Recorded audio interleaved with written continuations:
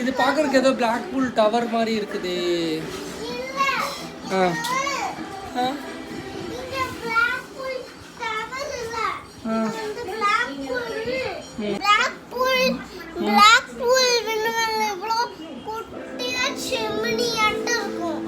இது ஒரு ரெண்டுகள் மாதிரி தானே அதுவுமே. அது வந்து இங்க பேலன்ஸ் கொடுத்து பெருசா வந்துச்சு. கொடுத்து இங்க ரெண்டுகள் மாதிரியே வரிசையா காத்துக்கு வேடிக்கை பார்க்குற மாதிரியே இங்க மேல நம்ம ஏறி நின்னுக்கலாமா?